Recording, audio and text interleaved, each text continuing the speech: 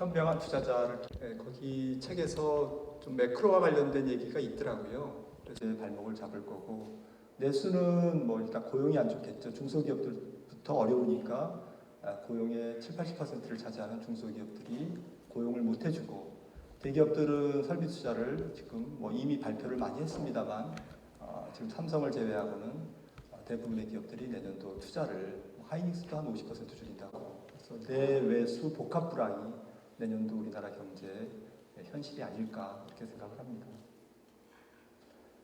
네, 두 번째로는 이제 그 위험에 대해서 말씀을 드리겠습니다. 첫 번째 챕터에서는 사실 뜬구름 잡는 이야기인데 사실 두 번째 챕터도 약간 추상적인 얘기가 됩니다만 아무튼 이런 것들을 좀 고민을 해보는데요.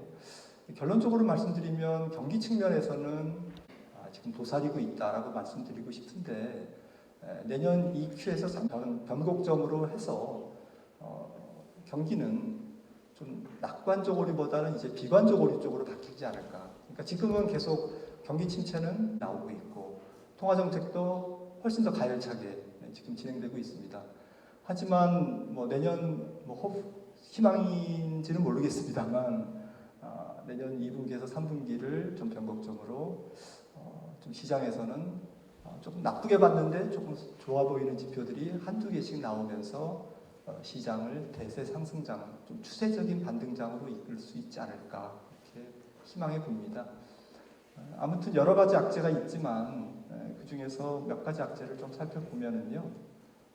첫 번째 위험 요인은 말 그대로 경기 침체 그 자체의 위험입니다. 우리가 생각하는 경기 침체보다 훨씬 더 나쁜 경기 침체, 고약한 경기 침체가 온다면 시장은 버틸 수가 없죠. 마켓 입장에서는. 그런 거고요. 두 번째는 환율의 위험입니다. 그러니까 저는 지금 내년도 유럽 경제가 굉장히 나쁠 것으로 예상이 되는데 선진국 중에서 유럽 경제가 제일 나쁘겠죠. 그래서 상대적으로 불확실성이 더 큰 유로존이 유로화의 강세를 계속 끌고 가기는 펀더멘탈리 어려울 것이다. 그래서 이런 환율 시장의 2차 달러 강세가 마켓에 좀 부담을 주지 않을까. 지금은 연준이 금리를 올리면서 조금 달러 강세가 촉발됐지 않습니까? 급하게 올렸으니까 금리차 때문에 이제 1차 달러 강세는 이제 마무리되고 있는 거고 그래서 이제 달러가 최근에 이제 약세로 가고 원달러도 1,300원대로 이제 내려왔습니다. 그래서 원달러도 한 1,320원 정도까지는 내려갈 수 있을 것 같아요. 그러니까 고점 대비 거의 10%, 1,440원까지 갔으니까 지금 대비로는 한 4, 5% 정도 더 절상될 수 있다. 하지만 1,300원을 깨기는 좀 어려울 것 같다. 엔화도 마찬가지로 살짝 눌리겠지만 본격적인 강세는 어려울 거다라고 저는 보고 있고요. 그거는 해석하기 나름인데 경기 침체가 조금 심해지면 아무래도 달러 강세 쪽에 좀 힘이 실릴 거다라는 쪽의 의견이 이제 제 의견이고요. 그렇게 안 보는 분들도 계십니다. 경기 침체가 와도 달러가 그렇게 좀 강하지는 않을 거다라고 보는데 제 생각에는 이 기승전 인플레이션이기 때문에 인플레이션이 모든 걸 지금 지배하고 있기 때문에 인플레이션이 보시는 것처럼 유로화와 달러를 잘 설명합니다. 그러니까 인플레이션이 좀 약해지면 미국 소비자 물가가 약해지면 달러 인덱스가 강한 것은 맞는데 선진국 통화 대비 달러죠. 그런데 이 물가가 좀 천천히 떨어지니까 달러 약세도 좀 완만하게 떨어질 거다라는 것이고요. 또 유로존과 미국의 물가 차이가 유로화라든지 달러 인덱스를 잘 설명하는데 유로존은 사실 스태그플레이션이지 않습니까 지금?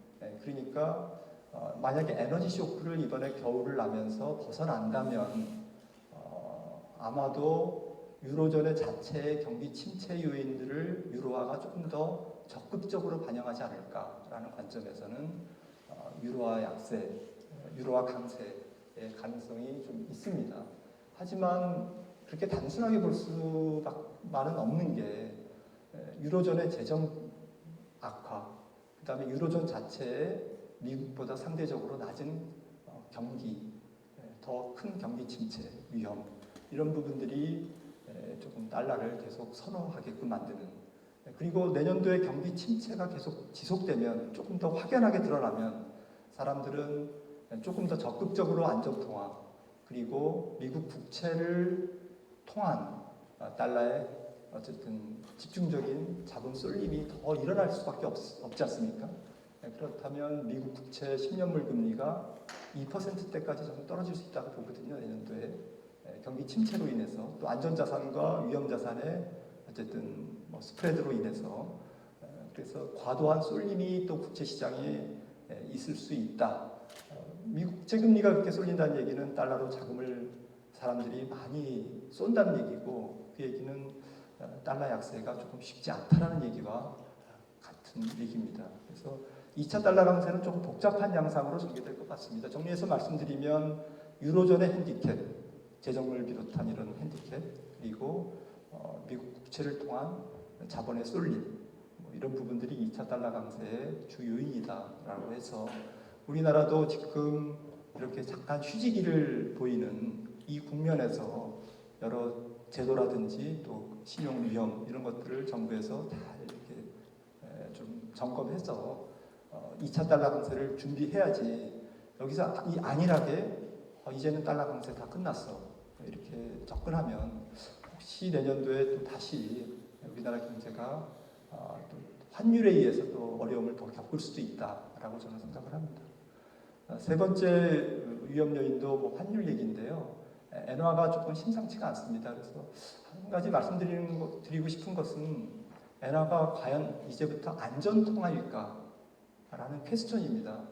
저는 안전통화가 아니라는데 좀 베팅하고 싶습니다. 그러니까 과거에는 뭐 일본 경제가 좋고 이러면 한 90엔에서 한 120엔 정도의 레인지에서 움직였다면 앞으로는 뭐 조금 낮아져도 엔화가 좀 강세로 가도 뭐 한 120엔 조금 안 좋으면 뭐 한 150엔 그리고 당장 뭐 연말 또 내년 상반기까지 엔화가 140엔 밑으로 가기에는 조금 쉽지 않다라는 것이 저 결론이고요. 여러 가지 엔화를 설명할 수 있는 엔화에 영향을 미치는 무역 수지라든지 일본의 산업 구조라든지 경쟁력이라든지 이런 펀더멘탈 요인이 조금 옛날 같지는 않다. 옛날 같지 않은 상태에서 조금 일본 엔화가 좀 흔들릴 수 있다. 또 헤지펀드의 추가적인 공격을 받을 수도 있다. 뭐 심지어는 160엔을 잠깐 이렇게 뚫을 수 있는 그런 텐트럼을 보일 수도 있다 이렇게 생각을 합니다.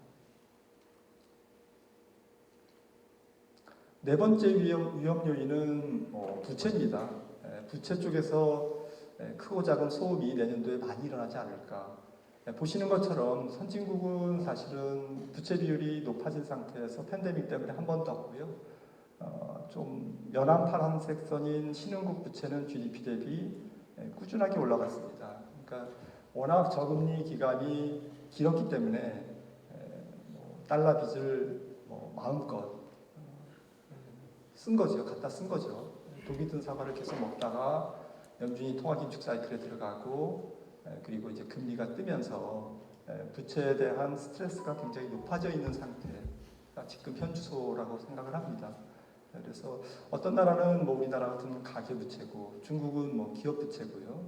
그리고 뭐 유럽 같은 경우에 일부 국가 또 신흥국 또 국가 부채 그래서 여러 가지 부채 주체는 다르지만 전체적으로 부채가 많은 쪽에서 내년도에 크고 작은 일들이 일어날 수 있다라는 거고요.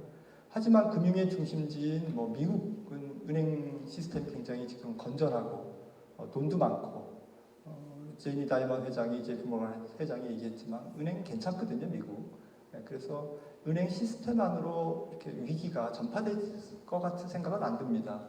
그런 점은 다행이지만 미국의 주변 국가에서 굉장히 어수선한 일들이 많이 일어날 수밖에 없고 왜냐하면 로컬 통화가 약하고 지금 경기가 침체되니까 국가는 국가대로 무역 수지가 적자가 나고 기업은 캐시플로우가 줄고 이렇기 때문에 이제 문제가 생기는 거죠.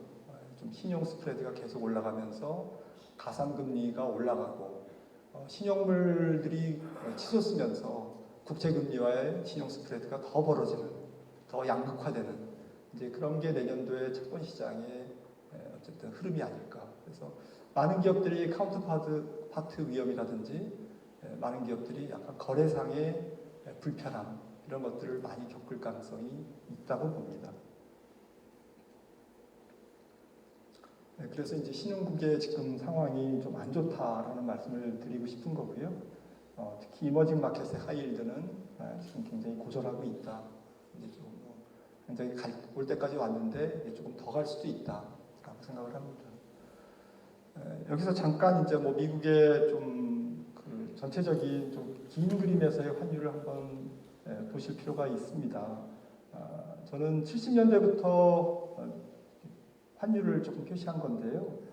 주요 선진국 통화 대비 달러 인덱스를 73년을 배후로 해서 그린 건데 70년대 후반에 80년대 초반에 1차 달러 강세가 있었고요. 70년대 이후로 보면 70년대 이제 통화 질서가 바뀌었기 때문에 그 다음에 90년대 우리나라 외환 위기가 올 때 2차 달러 강세 그리고 글로벌 금융위기 이후에 3차 달러 강세 그리고 지금이 이제 4차 달러 강세라고 생각을 합니다.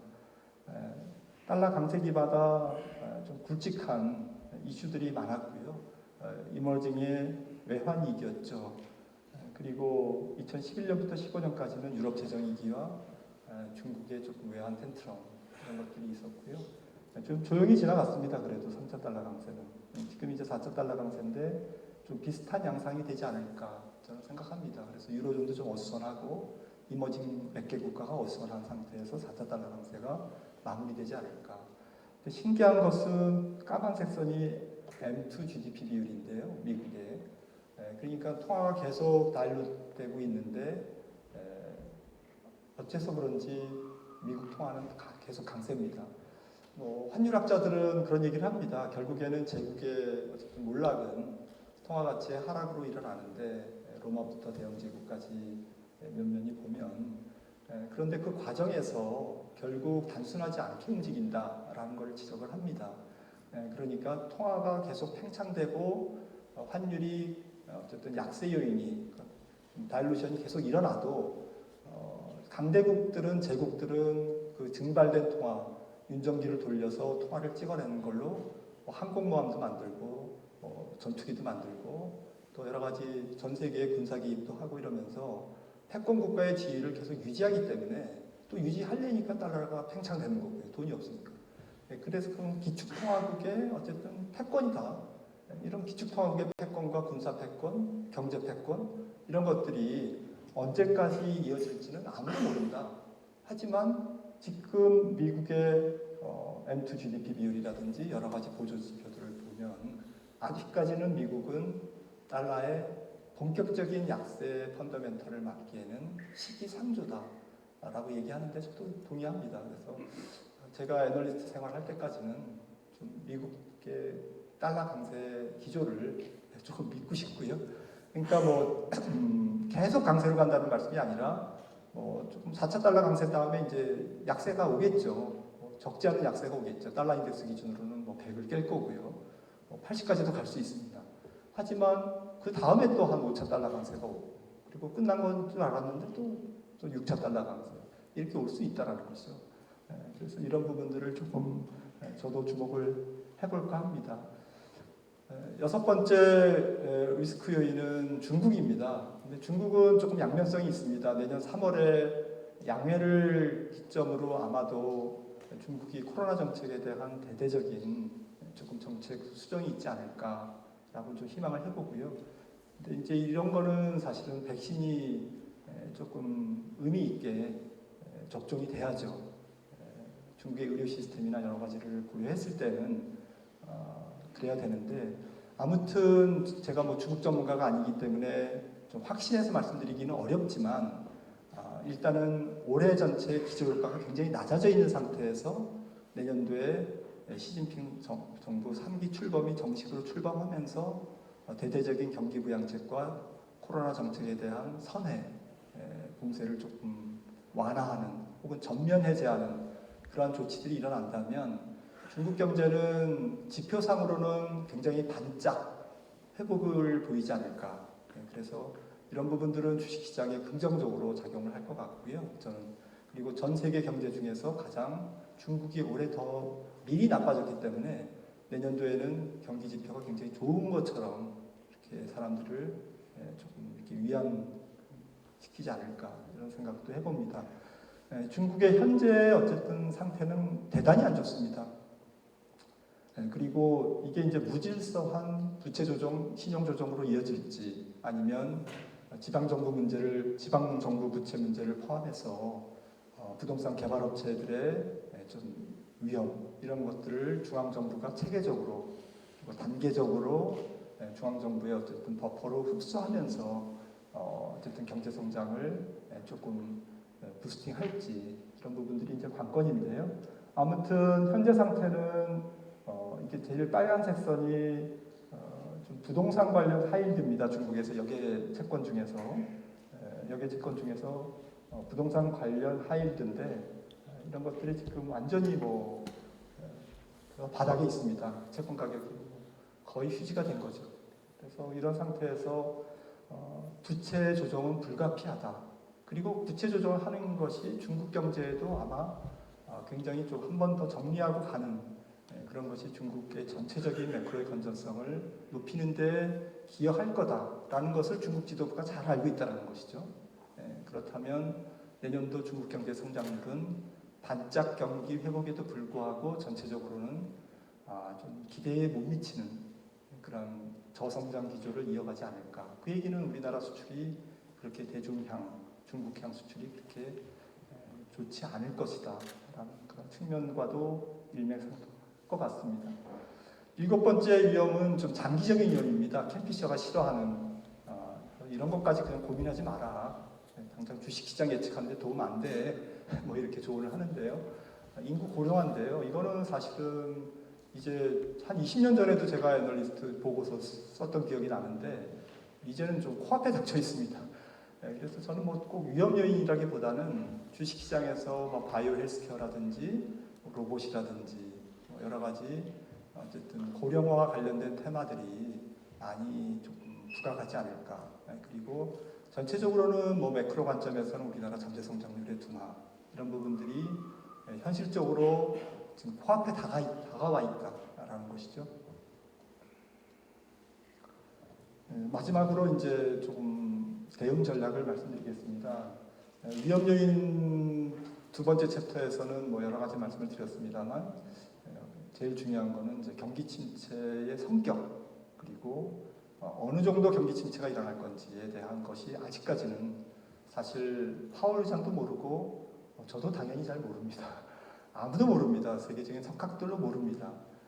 하지만 지금 돌아가는 판세로 봤을 때는 경기 침체는 사람들이 생각하는 것보다 계속 오류를 일으킬 수 있다. 낙관적 오류를 일으킬 수 있다는 거고 또 미국과 다른 나라의 지역의 경기 온도차는 제법 클 것이다. 우리가 걱정해야 될 것은 미국이 아니라 우리 자신이다라는 것을 좀 말씀드린 거고요. 그리고 환율 시장이 아직 스트레스가 남아있다. 내년 전체적으로 봤을 때 그런 말씀을 드렸습니다. 대응 전략은 사실 여러 가지 측면에서 접근할 수 있겠지만 저는 자본시장이 있기 때문에 시장을 중심으로 말씀을 드리겠습니다. 기업들은 어쨌든 이런 것들을 준비해야 되겠죠. 당장 이제 경기 침체가 오니까 어떻게 내년도에 경기 침체를 고비를 넘길 수 있을까? 그리고 신용 경색에 어떻게 대비할까? 신용 경색이 우리가 생각하는 것보다 더 크게 올 가능성에 대해서 대비를 하셔야 되고요. 그리고 경쟁 기업들이 어려운 게 우리의 행복은 아니지만 그래도 냉정하게 비즈니스 측면에서는 반사이익이 분명히 있을 거기 때문에 그런 부분들을 조금 차분하게 점검하는 연말이 돼야 될 것 같고요. 보다 중요한 것은 탈세계화입니다. 이거는 당장 일어날 일은 아니지만 결국 미국 2년 후에 대선에서 공화당이나 민주당이 어느 당이 정권을 잡든 간에 초당적으로 탈세계화 또 중국에 대한 제재, 기술 분쟁 이런 것들은 지속되지 않겠습니까? 그런 측면에서는 기업들이 굉장히 머리가 좀 아플 겁니다. 당장 뭐 제일 싼 곳에서 어쨌든 요소를 끌어다 써서 가장 효율적인 생산 시스템으로 생산을 해서 가장 비싸게 팔 수 있는 곳으로 물건을 팔았는데 이런 자유무역 시스템의 분업주의의 근간이 흔들리고 있고 만약에 이 근간이 새로운 패러다임이다? 라고 한다면 좀 머리가 아픈 거죠. 쉽게 진출을 할 수도 없고 중국에 또 진출한다고 해도 베네핏이 또 약하고 또 정치적으로도 여러 가지 문제를 지금 안고 있습니다. 그래서 예를 들어서 미국에 계속 공장을 지으라고 지금 압박을 하는데 미국이 그러면 뭐 현대차나 SK이노베이션이나 뭐 하이닉스가 이제 미국에 공장을 지면 뭐 텍스 혜택도 받고 여러 가지 인프라의 구축에 대한 혜택도 받지만 부딪히는 것은 이제 인건비입니다. 높은 인건비를 극복해야 되는데 그렇다고 보면 기업들이 살 수 있는 방법은 생산성을 개선할 수밖에 없습니다. 물류, 그 다음에 자동화, 그 다음에 로봇 이런 것들이 화두가 될 거고요. 아마 기업들은 지금 훌륭하시기 때문에 아마 생존 방법을 솔루션을 찾을 겁니다.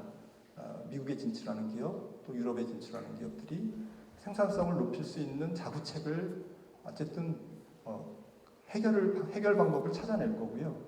그런 관점에서 주식시장에서는 새로운 아이디어를 조금 새로운 주도주 아이디어를 조금 찾아야 되겠다라고 생각을 합니다. 주식시장에서 가장 저는 좋아하는 말은 포머입니다. Fear of Missing Out인데요. 그래서 어쨌든 굉장히 안 좋을 때 시장을 떠나지만 않으면 절반은 성공한 거다라고 생각을 합니다. 그동안 제 주변에 주식으로 돈을 버시거나 아니면 운용을 잘하는 펀드 매니저들은 결국 약세장에서 이기더라고요. 강세장에서는 누구나 이렇게 돈을 버니다. 그래서 약세장에서 이기는 투자자가 결국 위너가 된다라는 거죠. 지금 당장 채권 전략은 저는 트리플 A나 트리플 A에 가까운 지방채라든지 국공채 그리고 국채는 말할 것도 없고요. 또 미국 국채는 더 말할 것도 없습니다. 만기가 긴 채권, 한전채 같은 경우 지금 부분 유찰도 됐습니다만 6%대 금리 너무 훌륭하죠. 그래서 좀 만기가 긴 채권 중심으로 신용 등급이 높은 그러한 채권은 지금 적극적으로 담을 최적의 시기다라고 봅니다. 그래서 향후 한 4, 5년간 놓고 보면 가장 지금이 채권 투자의 적기가 될 거다라고 생각을 하고 있고요. 연준의 기준금리와 장기금리의 추세를 조금 보여드렸는데 항상 채권 시장이 좀 더 정직합니다. 주식시장보다 패턴이 좋고요. 그래서 저는 채권 하시는 분들을 조금 리스펙트합니다. 항상 금리 동결 전에 채권 시장은 먼저 움직였고요. 이번에도 지금 그렇죠. 4.4% 갔던 미국채 10년물이 지금 어느덧 4%대에 와 있습니다. 4% 언저리에 와 있습니다. 그래서 아마 이것이 아까 말씀드렸듯이 내년도에는 이자를 볼 수도 있을 정도로 초강세 채권 시장이 전개가 될 가능성이 있다 이렇게 생각을 합니다. 경기 침체 때문에요. 주식 전략은 연준이 금리를 동결하는 시점에서 인하하는 시점에 요 사이에서 변곡점이 형성될 것이다라는 거고요. 제가 이제 그냥 그렸습니다. 5%까지 올리고 그 다음에 이제 2024년 3월부터 베이비 스텝으로 내려갈 거다. 그래서 한 이 정도에 가서는 2025년 어간에 가서는 3%대 중반까지 그래도 3%대 중반입니다. 이렇게 낮아질 거다라고 생각을 했는데요. 주식 전략에서 어쨌든 저점을 맞추는 게 중요한데 이번 저점을 맞춘다는 얘기는 어쨌든 가장 주식을 많이 실을 수 있는 시점을 언제로 볼 거냐라는 게 굉장히 중요하지 않습니까? 근데 어쨌든 아까 말씀드렸듯이 약간 바가지형으로 이제 완만하게 이렇게 경기가 돌아서기 때문에 주식시장의 흐름도 좀 비슷한 흐름이 아닐까라고 생각을 합니다만 이 저점은 고점 대비 확률에 조금 베팅하는 게 저는 더 현명하지 않을까. 그 고점 대비 저점의 확률은 고점 대비 얼마나 떨어질까에 대한 확률에 베팅한다는 얘기는 S&P 500이 연초에 4,800이고 코스피가 작년 7월에 여름에 3,300이었을 겁니다. 그래서 저는 30%와 35% 어간에서 낙폭이 형성되지 않을까. 한국은 이미 다 왔습니다. 그렇게 되면 2100 정도가 35% 정도거든요. 그러니까 한국은 사실은 환율도 20% 떨어졌고 연초 대비, 또 삼성전자 같은 경우도 뭐 20% 떨어졌고, 그러니까 뭐 시장 전체가 한 30% 떨어졌으니까 외국인들 친구들 입장에서는 뭐 우리나라 주가가 반토막 난 거죠. 그러니까 밸류콜이 나올 수가 있는 시점이고요. 한국 시장 길게 접근하는 펜션 펀드라든지 이런 친구들은 지금 리벨 지금 하고 있습니다.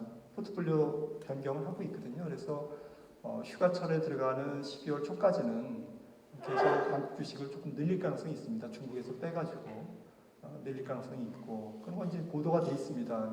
미국의 뭐 공무원 연금이라든지 이런 것들이 이제 좀 중국을 줄이고 이머징에서 인도, 한국, 브라질을 좀 높이고 있다. 이런 게 지금 팩트고요. 이런 일시적인 패시브적인 기계적인 조정이 끝나고 나면 아마 다시 이제 경기 침체가 오기 때문에 적극적으로 사지는 않을 겁니다. 우리나라 시장은. 그래서 연말까지는 반짝 랠리의 가능성이 있는데, 결국에는 내년도에 미국장이 S&P 500이 지금 3,900 조금 깨졌는데 어제 3,900에서 3,200까지 한 번 더 떨어질 거냐, 3,400, 300, 200까지 더 떨어질 거냐, 한 10% 정도 더, 10% 혹은 15% 정도 여기서 추가 하락이 있을 거냐, 그러니까 이쪽에 갈 거냐, 아니면 이쪽에 가도 뭐 3,400입니다. 그러니까 어쨌든 미국 시장의 역실적 장세의 약세장이 한 번 더 온다면 우리나라 시장은 어쩔 수 없이 도배급으로 같이 떨어지겠죠. 근데 미국장이 한 10% 떨어지면 제 생각에는 우리나라 시장은 매를 먼저 맞았기 때문에 한 5% 정도 떨어지지 않을까, 이렇게 호플리 그렇게 생각을 해봅니다. 네, 이 차트는 지인과 이제 찻집에서 스타벅스에서 얘기를 하다가 스타벅스의 누런 냅킨에다가 이제 그린 거를 제가 가져왔는데요. 그분이 이제 돈이 많으신 분인데 어떻게 김 박사 어떻게 보냐라고 이제 얘기를 물어보셔서 경기는 둥그렇게 회복될 것 같습니다.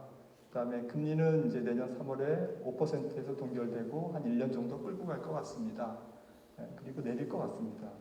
주가는 지금 말씀드렸듯이 금리 스트레스를 받으면서, 긴축 스트레스를 받으면서 여기에 와 있습니다. 그런데 동결을 곧 할 거니까 장기 금리가 떨어지는 그런 재료를 등에 업고 지금 랠리가, 지금 기술적 랠리가 진행되고 있습니다. 하지만 실적이 나쁘고 경기가 나쁘기 때문에 한 번 더 떨어질 것 같습니다. 그래서 이 떨어지는 게 현재 시점보다 더 낮을 수도 있습니다. 아까 말씀드렸듯이 S&P 500 한 3,200까지 갈 수 있습니다.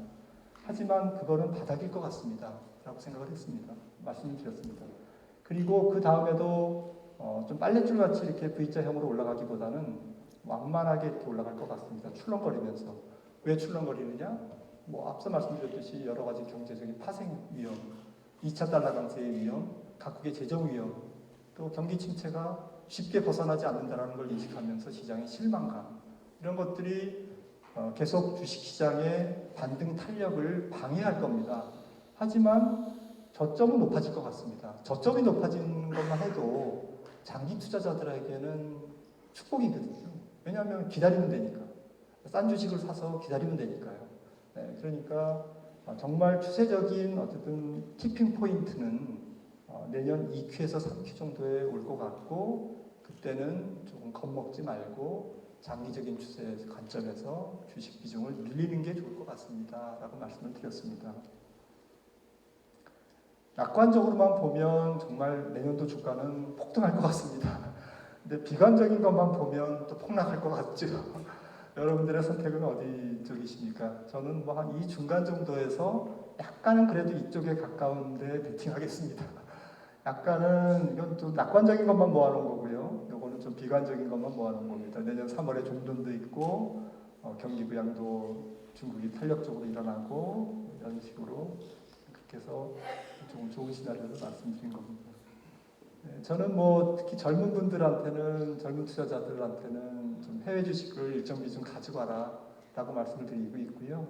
미국 주식이 어쨌든 전 세계 시가총액의 40~50% 차지하는데 이거를 무시하고 한국 시장에서만 것은 너무 조금 시대에 뒤떨어지는 그런 투자 아니냐라고 지금 얘기를 하고 있고, 특히 우리나라의 주주 환원율이 낮기 때문에 분기 배당을 하는 기업들이 미국보다 뭐 훨씬 적고요. 지금 우리나라는 뭐 한 20-30%밖에 안 되지 않습니까? 미국은 한 70-80% 되고. 그래서 이렇게 높은 이익률과 주주 환원율, 그리고 배당에 대한 재투자, 이런 것들을 생각하면 좀 투자를 길게 하시는 분들, 젊은 층 이런 분들은 좀 미국 주식의 밸런스를 갖고 좀 대응하는 게 좋지 않을까라고 생각을 합니다. 좀 주도주 측면에서는 저는 이제 좀 아까 말씀드렸던 탈세계화 비용 쪽에서 당장 이제 뭐 자동화라든지 뭐 이런 것도 중요하지만 우리나라 국방 예산 지출이 되게 유기지 않습니까? 금액 기준으로. 그래서 어느새 하나에어로스페이스나 뭐 한국 항공우주나 LIG 넥스온 같은 데가 밸류에이션이 지금 높습니다. 밸류에이션이 높아서 떨어지면 사겠다 저도 생각을 하고 있는데, 어쨌든 그냥 그 기업 자체에 어쨌든 생산하는 국방재 무기의 경쟁력은 좀 인정받는 것 같더라고요. 전 세계적으로. 그래서 국방 관련주, 그리고 자원과 소재 부품을 전부 기업들이, 전 세계 국가 기업들이 좀 전략 산업화, 또 국가가 나서서 전략 산업화 가능성이 높기 때문에 이 핵심 부품 소재에 대한 기술력의 재평가가 일어나기 때문에 2차 전지라든지 반도체라든지 그런 기업들, 핵심 소재 부품 이런 기업들이 다음 강세장에서는 굉장히 좀 빛을 발 가능성이 높습니다. 그런 기업들 좀 좋아하고요. 그 다음에 전 세계 자본이 몰리는 곳이 지금은 뭐 지금 각자 도생으로 지금 생존의 모드로 들어갔습니다만, 경제가 조금 풀리면 다시 갈 수밖에 없는 섹터들, 로봇, 인공지능, 그리고 데이터 센터가 지금 데이터가 굉장히 중요하지 않습니까? 데이터 센터를 기반으로 한 인공지능, 바이오 헬스케어 고령화죠. 그린 에너지. 이번에 유럽이 한 방 먹었지 않습니까? 크게. 그러면 결국 살 길은 이제 ESG, 낭만적인 ESG가 아니라 거의 생존 전략으로서의 ESG, 에너지 문제가 좀 부각되기 때문에 그린 에너지도 어쨌든 각광을 받을 것 같습니다. 우리나라는 전체적으로는 3만 달러의 함정에 지금 들어가 있다라고 생각을 하고 있고요. 그래서 시장이 그렇게 주가 지수의 상승률이 미국보다는 장기적으로 높지 않을 거다. 저는 그렇게 진단하고 있습니다. 그래서 전체적으로 우리나라는 좀 혁신이 없이는 잃어버린 10년을 맞이할 가능성이 높은 그런 엄중한 상황이다라고 생각을 합니다. 포트폴리오는 이제 뭐 표준 포트폴리오를 제가 한번 갖고 나왔는데, 우량 채권과 이렇게 현금성 자산을 포함해서 한 30%를 안전자산을 깔고요. 그 다음에 안정성장주를 좀 한 10% 이렇게 같이 하면 좀 미국이죠. 그러니까 뭐 펩시라든지 뭐 코카콜라라든지 맥도날드라든지 P&G라든지 파이자라든지 이런 안정성장주, 리츠라든지 또 인프라 관련주 이런 것들은 배당 수익률이 높고 좀 현금에 가까운, 현금은 아니지만 주가 폭락하면 같이 폭락합니다. 하지만 조금 장기 투자자에게는 현금성 자산에 가깝기 때문에 저는 꼭 이거를 포함하면 훨씬 더 우량 성장주를 적극적으로 공략할 수 있다라는 논리거든요. 한국 주식은 거의 다 시클리컬이지 않습니까? 경기 순환주라서 경기를 보고 조금 이렇게 약간 풀앤푸시 조금 늘렸다가 줄였다가 하는 것은 맞지만, 전체적으로는 미국 주식보다 오히려 시클리컬을 좀 작게 가져가고 우량 성장주를 좀 30% 가져가고 안정 성장주를 10%, 그리고 베트남이라든지 이런 신흥국 주식을 한 5% 이렇게 가져가면 조금 표준 포트폴리오로서 개인의 차이는 있지만, 개인들의 차이는 있지만 표준적인 입장에서는 조금 짜임새 있지 않을까 생각을 합니다. 네. 제가 시간을 너무 많이 써서 질의응답할 시간이 없지만 그래도 괜찮으시다면 한두 분 좀 질문을 좀 받고 끝내도 될까요? 질의응답 좀 진짜 한 분이나 두 분이나 지금 결론을 말씀드리자면 제가 듣기로 내년 3월 달에 금리 인상 기조가 마무리될 것 같다 그런 말씀 같고 그때까지 집값은 계속 떨어진다는 쪽으로 이제 들렸고요. 사지도 팔지도 마셔라. 주식은 한 번 더 떨어질 것 같다는 얘기입니다. 그래서 바닥은 근데 그렇게 깊지 않지만 그 이후에 반등의 가능성이 꽤 있다라는 얘기로 좀 들렸습니다. 어쨌든 여러분 그리고 우리 전문 용어를 쓰셔서 베이시스 포인트란 말씀, BP란 말 쓰셨는데 0.01%의 공식 용어입니다. 그러니까 1%의 100분의 1 말씀드리고요. 혹시 질문 있으십니까? 지금 경기 형국을 뭐라고 얘기를 표현하냐면 얼마 전에 참사가 나서 저도 이런 얘기가 되게 그러는데 세월호가 그 침몰한 이후를 요즘 금리 정책이랑 거의 비슷하다고 표현하는 사람을 봤는데요. 그 세월호 원인의 그 항해사가 0.5도를 변치만하고 그러니까 바꾸라고 그랬는데 그 키를 잡은 조타수가 이게 좀 문제가 있던 친구였는데 0.5로 바꿨는데 배가 반응을 하지 않더랍니다. 근데 이 친구가 그래서 어떤 짓이냐면 2도를 변침을 했습니다. 그러니까 0.5도에서 반응을 하려면 2도를 돌렸는데 그게 뒤늦게 갑자기 배가 휘가닥 무게중심을 잃으면서 그때까지는 0.5도로 그냥 지켰으면 좀 시간이 걸리면 돌렸을 텐데 2도로 변침하는 바람에 무게중심을 잃으면 뒤집힌 거거든요. 요즘에 미국 금리 정책이 그렇답니다. 과다하게 경기가 자꾸 반응을 안 하니까 좀 과다하게 하는 거여서 그래 침체로 들어간다는 얘기죠. 뭐 그런 얘기로 좀 들렸습니다. 혹시 질문 있으십니까? 왜 이렇게 또 질문이 없으신지 처음 봤어요. 제가 이게 쓸데없는 소리 하나 우리 김한진 박사님 오늘 보니까 제가 느끼기에는 저분을 배어라고 불러야 될지 불이라고 불러야 될지 왜 그러냐면 경기를 나쁘게 보는 사람 배어라고 그러고요. 경기를 좋게 보는 불이라고 그러는데 잘 보면 배어인지 불인지 잘 모르겠어요 지금. 근데 여러분들 배어 얘기 조금만 1분만 더 드리고 끝내겠습니다. 배어의 어원은요 왜 생겼냐면 18세기 초에 보스턴에서 현물 시장이 가장 큰 게 곰가죽 시장이었습니다. 곰가죽. 그런데 이게 계속 가격이 왔다 갔다 그럴 거 아니에요. 우리 사냥꾼 중에서 영리한 애들은 가격이 이게 제일 높다고 생각할 때 아무것도 손에 없는데 곰가죽을 팝니다. 그리고 산 사람한테 뭐라고 그러냐면 내가 3일 있다 갖다 줄게. 그렇게 말하고 나서 산으로 곰 잡으러 간답니다. 그래서 곰을 잡아가지고 가죽을 가공을 해서 3일 있다가 갖다 줬는데 그런 사람들을 베어스킨이라고 불렀대요. 장을 나쁘게 보는 새끼들. 죄송합니다.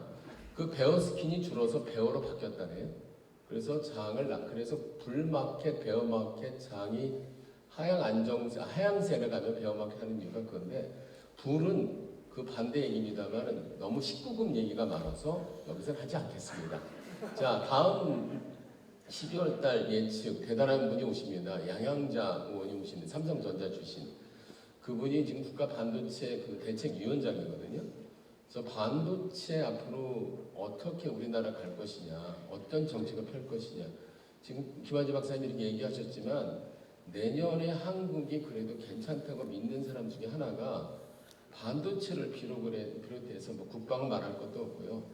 미래 수종산업의 길목은 한국 기업들이 다 잡고 있대요. 그래서 우리는 이런 기회에 오히려 세계 순위를 좀 역전해서 좀 갈 수 있지 않느냐 이런 얘기를 하기 때문에 그 반도체가 또 핵심이랍니다. 특히 파운드리 그런 쪽에서. 한번 들어보시고요. 꼭 좀 나오셔서 대비를 장식하기 바랍니다. 그리고 하나 더 있습니다. 12월 23일 날 저희가 이 자리가 될지 아니면 그 관계투방이 될지 모르겠지만 송년 저녁을 할 겁니다. 많이들 와주시고요. 공짜입니다. 그때는 저 회비 안 받습니다. 그 음식도 굉장히 지금 이거 드시는 거에 3배쯤 비싼 거니까 많이 오셔서 좀 그동안에 그 담소를 좀 좋은 담소를 나누시기 바랍니다. 다들 건강하시고요. 다음 달에 뵙겠습니다. 감사합니다.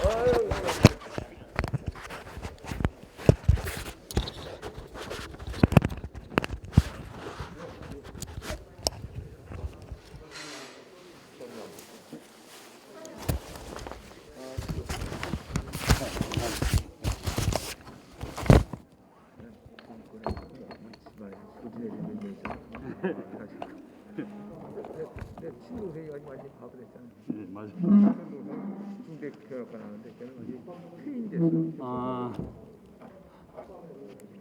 내가 지금 안 하기 낫지.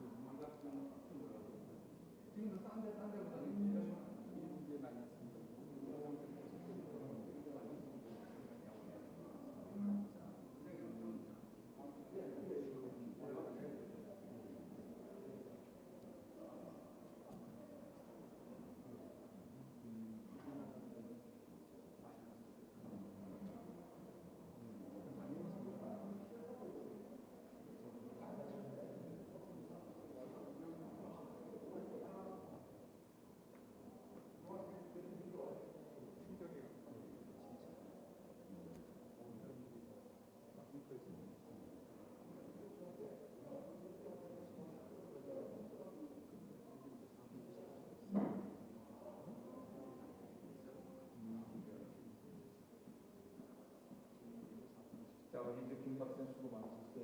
네, 감사합니다. 좋은 말씀 해주시고, 네, 감사합니다. 건강하시고요. 네, 네. 이렇게.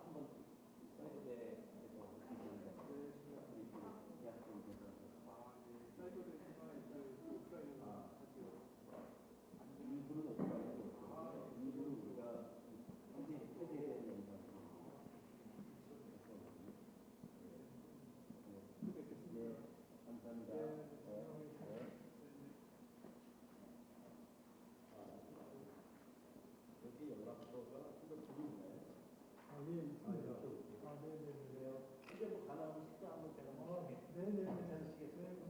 네, 그래요.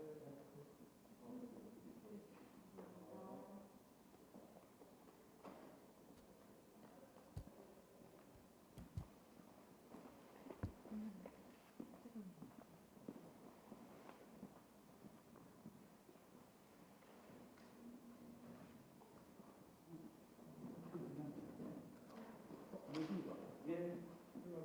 예, 예. 저희들이 오늘 이 보도자료 하나 해도 되나요? 예. 예, 예. 그러면 요약본을 제가 만들까 아니면 하나 만들어 주시겠습니까? 오늘 요약본은. 예. 그러면 뭐, 그때로 이제 저희들이 아니면.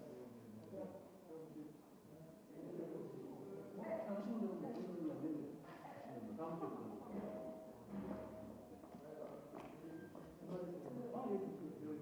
보셔서. 아, 진짜. 시간이 드시면 월요일 날 예, 예, 맞습니다. 그럼 이 강의는 뭐 PDF 하나 보내주시면.